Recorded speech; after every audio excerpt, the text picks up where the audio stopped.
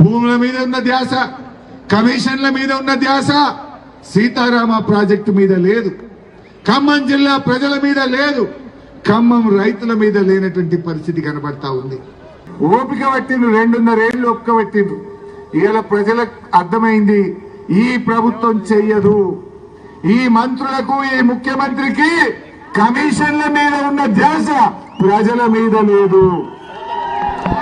ఈ జిల్లాలో ఒకడు భూబకాసురుడు, ఇంకొకడు కమిషన్లకే కింగు, ఇంకొకడేమో పర్సంటేజీలు. జిల్లాల ఎవరి గురించి ఆలోచించిండ్రా? ఆనాడు కేసీఆర్ గారు సీతమ్మ సాగర్ ప్రాజెక్ట్, సీతారామ ప్రాజెక్టును కట్టి ఈ జిల్లాను సస్యశ్యామలం చేయాలని కేసీఆర్ గారు తలపించిండ్రు.